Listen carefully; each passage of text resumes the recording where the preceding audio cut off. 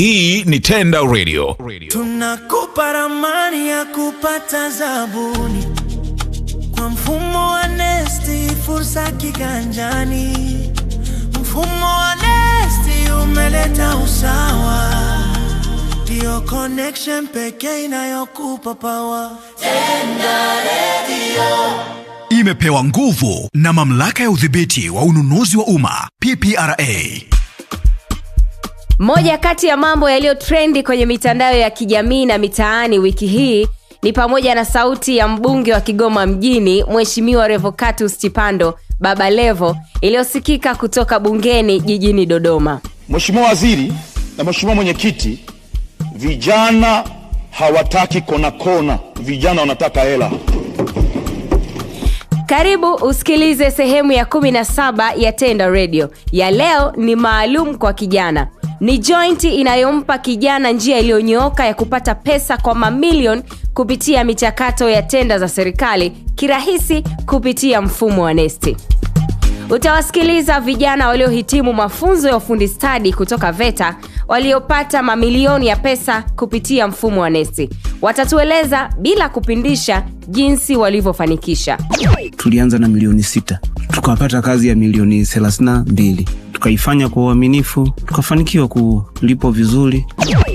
Tutakonekti na mkuu wa mkoa wa Dodoma, Mheshimiwa Rosemary Senyamule, na mkurugenzi mkuu wa Mamlaka ya Udhibiti wa Ununuzi wa Umma, PPRA, Bwana Dennis Simba. Mpango ni ule ulionyooka wa kuhakikisha kijana anapata pesa kupitia tenda za serikali kupitia mfumo wa Nesti. Vijana kupitia fedha hizi watakuwa wamepata ajira. Tunatengeneza vikundi hivi sio tu kwa sababu kuvisajili, vile kuvipatia kazi na zabuni kupitia mfumo wa Nesti. Utawasikiliza kwa kina hapo baadaye. Mimi ni Sonata Nduka, mwenye furushi la fursa.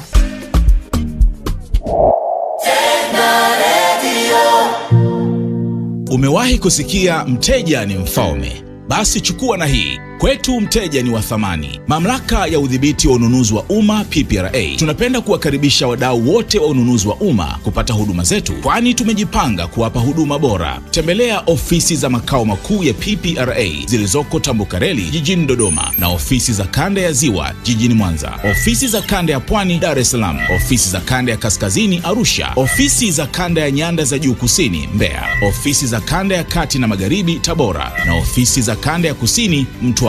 Wasiliana nasi kuhusu mfumo wa Nest kwa kupiga simu namba 0736494948 au barua pepe support@nest.go.tz. Kwa huduma nyingine zinazohusu ununuzi wa umma, wasiliana nasi kupitia 0262363854 au dg@ppra.go.tz. PPRA, tumejipanga kukuhudumia. Hii ni Tenda Radio. Chukua hii. Sheria ya ununuzi wa umma ya mwaka 2023 inazitaka taasisi za serikali kutenga 30% ya bajeti ya ununuzi kwa ajili ya makundi ya vijana, wanawake, wazee na watu wenye ulemavu. Zaidi ya 70% ya bajeti kuu ya serikali hutumika kwenye ununuzi wa umma. Maana yake ni kwamba katika kila shilingi milioni 1, zaidi ya shilingi 700,000 hutumika kwenye tenda za serikali.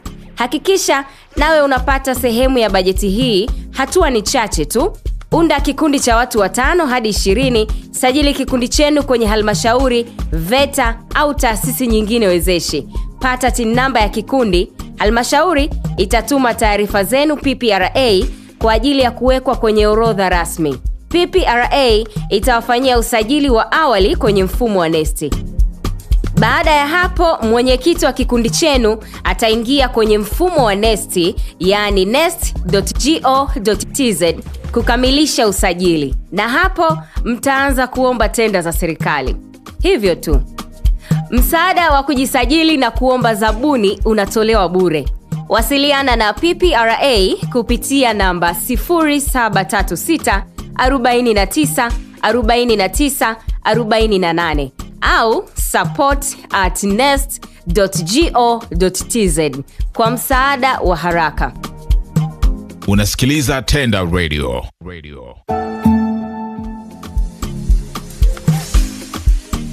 Sasa ni muda wa kukupa kile nilichokuahidi awali. Tenda Radio imetembelea kikundi cha vijana cha Yete kilichosajiliwa mkoani Arusha. Hawa ni wale walioitafuta njia iliyonyooka, wakaunda kikundi na hatimaye wakajisajili kwenye mfumo wa NeST. Wamepata tenda kadhaa za mamilioni bila mambo ya kujuana. Unaweza ukajiuliza ni ipi njia walioipita? Hawa hapa. Karibuni sana Tenda Radio. Mjitambulishe na mtuambie mlianzishaje kikundi chenu na kinajihusisha na nini hasa? Okay. Naitwa Mahendeka Sasabo, ni mwana kikundi wa Yete Group. Sisi ni wahitimu wa fani ya ujenzi na ukarabati barabara kutoka VETA Dodoma. Kwa hiyo sisi ni wahitimu wa VETA. Baada ya kuhitimu tulibahatika kuajiriwa miradi ya hapa na pale. Sasa tulivyoona kuajiriwa kidogo kunakuwa na changamoto, tukaona tujiajiri sisi wenyewe pia. Na katika kujiajiri ndio tukapata wazo la kuanzisha kikundi. Kundi letu limeundwa mwaka 2022, linaundwa na wanachama 6. Wanachama 5 ni wahitimu wa VETA fani ya ujenzi na ukarabati barabara. Kabla ya kujiajiri tulisikia kwamba PPRA kuna 30% za manunuzi ya serikali, tenda za serikali huwa zinakuwa awarded au huwa zinatolewa kwa ajili ya makundi maalum. Sawa. Mlipitia hatua gani kusajili kikundi hadi kuomba tenda za serikali? Kwa kweli tunashukuru. Baada ya kuunda kundi letu tulibahatika kujisajili kwenye PPRA. Tulivyojisajili PPRA na tulifuata vigezo vyote, tuenda BRELA, tuenda CRB na vingine ambavyo kama ilikuwa ni TIN number na nini, hivi vyote tulikuwa navyo. Kwa hiyo baada ya hapo tukajisajili kama kikundi maalum. Kupitia mfumo wa NeST mwaka 2023 tulibahatika kupata kazi moja. Na tunamshukuru Mungu tulipata kazi hiyo mkoa wa Arusha ambako ndo kikundi chetu kilikosajiliwa. Kwa sababu kipindi hicho makazi yetu vijana wengi walikuwa ni kule. Sawa, hii tenda mliipata kwenye taasisi gani ya serikali? Ilikuwa ni kazi gani na mlilipwa shilingi ngapi? Tulipata TANROADS. Kazi ilikuwa ni kufanya maintenance ya barabara, maintenance activity ambayo ilikuwa ni kuzibua mitaro, kufyeka, kusafisha madaraja. Tulipata mkoa wa Arusha, roti ya Namanga kuja Arusha. Ilikuwa ni tenda yenye thamani ya milioni 32. Tulifanya vizuri na mwaka 2024 tena tukabahatika kupata tenda mkoani Lindi. Yenyewe ilikuwa na kazi hizo ambazo ni za labor base. Ilikuwa na thamani ya milioni 26 na yenyewe tulibahatika kufanya vizuri. Kazi ni zile kama kawaida kwa sababu sisi ni labor base. Ilikuwa kufyeka, pruni miti na nini, ilikuwa ni Lindi. Mwaka 2025 tulibahatika kupata tenda 2 mkoani Kilimanjaro na mkoani Arusha. Ya mkoa wa Kilimanjaro ilikuwa na thamani ya milioni 24 na mkoani Arusha tulikuwa tuna thamani ya milioni 36 kupitia mfumo wa NeST. Sawa.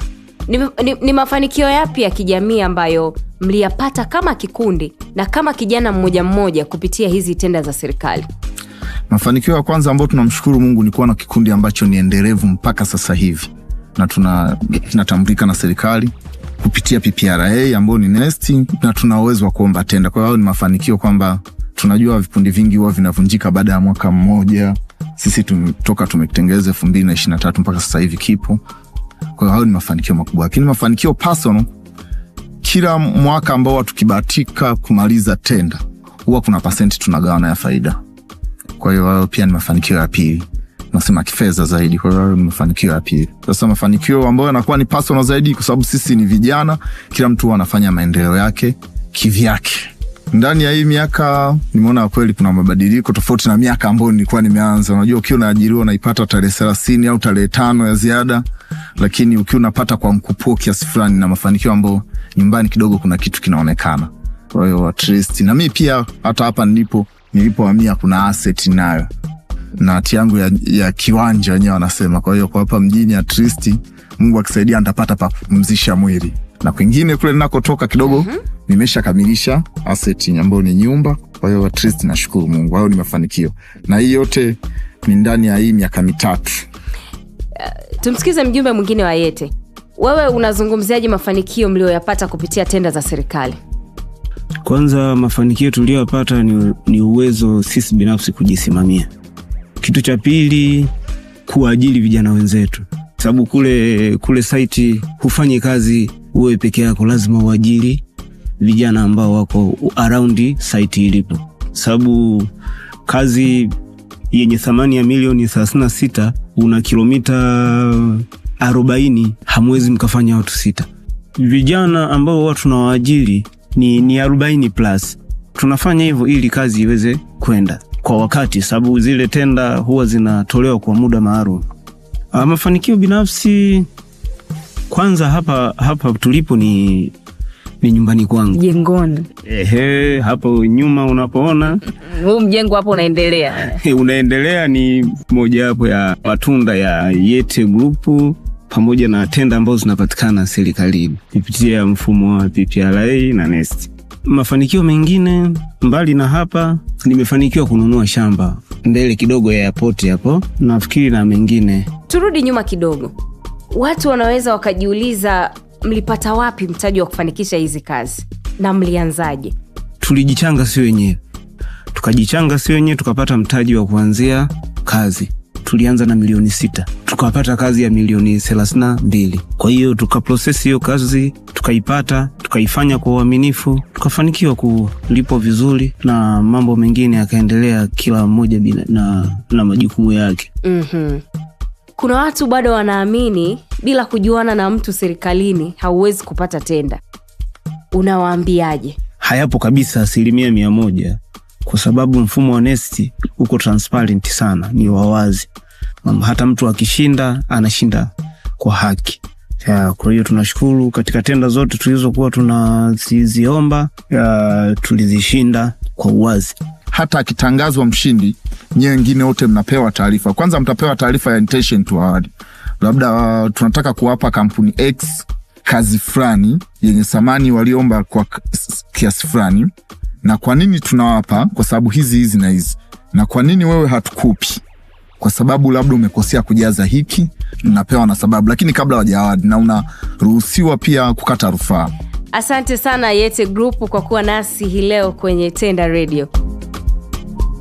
Unasikiliza Tenda Radio.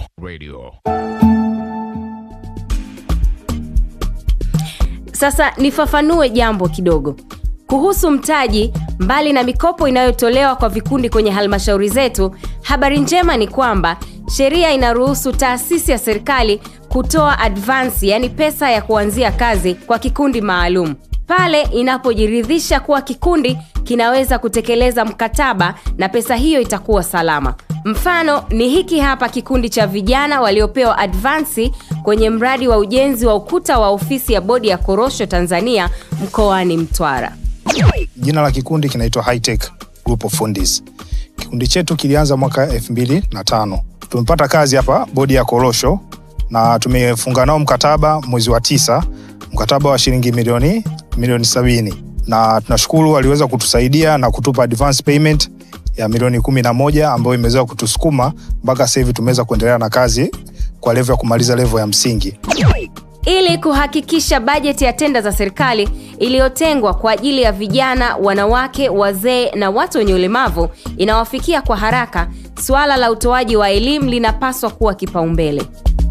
Kutoka makao makuu ya Tanzania, Mkuu wa Mkoa wa Dodoma, Mheshimiwa Rosemary Senyamule amepiga story na Tenda Radio na kueleza kuhusu kolabo kati ya ofisi yake na PPRA itakaowafikishia vijana wengi zaidi fursa za tenda za serikali. Kabisa. Kwanza tumeshamwalika sisi PPRA kwenye vikao ambavyo vinahusisha taasisi zote za serikali ambazo ziko kwenye mkoa wa Dodoma miaka 2 iliyopita, na wakawaelimisha wale taasisi, tukaulizana maswali. Lakini tumeshapita PPRA kuelimisha watu wa maendeleo ya jamii kwenye mkoa wetu ili wajue namna gani hivyo vikundi vinaunganishwa kutoka kwenye halmashauri zao na kuweza kwenda kujirejista kwenye NeST na kuweza kupata hizo kazi. Yote haya tumeyafanya. Sasa hivi tunachoendelea kufuatilia sasa ni utekelezaji wa hiyo sheria kupitia makundi yote mawili, makundi ya wananchi na upande wa taasisi za serikali. Tuna matumaini makubwa kuwa baada ya muda mfupi wa sheria ikifanya kazi, makundi haya yataweza kuongezeka kiuchumi na yatakuwa na uhakika wa kufanya biashara. Na tunafahamu kwa serikali ndio yenye manunuzi makubwa na hela nyingi kuliko watu binafsi. Kwa hiyo ni wito tuchangamkie fursa hiyo. Pia tumezungumza na mkurugenzi mkuu wa PPRA Bwana Dennis Simba kuhusu kolabo hii. Tutaendelea kushirikiana kwa karibu na ofisi ya mkuu wa mkoa kuhakikisha kwamba kwanza kuanzia kwenye taasisi zetu pale kwenye ofisi ya mkoa tunatengeneza vikundi hivi, sio tu kwa sababu kuvisajili, bila vile kuvipatia kazi na zabuni kupitia mfumo wa NeST. Na katika ofisi za wilaya, ofisi zote ambazo ziko zinafanya kazi ndani ya mkoa wa Dodoma pamoja na taasisi. Kwa tuna kazi kubwa ya kushirikiana na wenzetu hawa ambao wako kwenye jamii, ikiwemo vile vile wenzetu wa TAMISEMI katika kuongeza kasi ya kusajili vikundi vya vijana, wanawake, wazee na walemavu. Na hivi ni vikundi katika ngazi mbalimbali, kwa sababu haimaanishi kwamba vikundi maalum ni vikundi tu vya watu ambao hawana elimu. Hata wenye elimu, wenye technical skills na wenye madaraja mbalimbali. Sheria hii haijawabagua, inawaweka pamoja waweze kushirikiana chini ya upendeleo maalum waweze kupata zabuni za serikali. Umesikia jitihada za serikali za kumpa kijana fursa ya kupata tenda za serikali. Na hapa fursa hii ipo kwa vijana, wanawake, wazee na watu wenye ulemavu. Hii ni Tenda Radio. Pesa haisikii sauti za malalamiko. Sauti pekee inayoweza kuita pesa ikaitika ni kuchangamkia fursa zilizopo na kufanya kazi kwa bidii, alisema mkurugenzi mkuu wa PPRA Bwana Dennis Simba. Ndiyo, ni muda wako wa kuiita pesa ikaitika kwa kuchangamkia fursa za tenda za serikali. Unda kikundi, ukisajili halmashauri na kwenye mfumo wa NeST. Omba tenda, ukipata fanya kazi kwa bidii. Pesa itakusikia, itaitika. Tafakari na chukua hatua. Unaweza kusikiliza mfululizo wa vipindi hivi mtandaoni kupitia YouTube, Boomplay, Audiomack, Instagram na Facebook. Tafuta Tenda Radio TZ, subscribe na toa maoni yako. Shukrani za pekee kwa mkurugenzi mkuu wa PPRA Bwana Dennis Simba na wote waliofanikisha kipindi hiki. Waandaaji ni Mbalamwezi Youth Group, msimamizi ni Remija Salvatori, meneja uhusiano na mawasiliano PPRA. Mimi ni Sonata Nduka, mwenye furushi la fursa. Tenda Radio imepewa nguvu na mamlaka ya udhibiti wa ununuzi wa umma PPRA.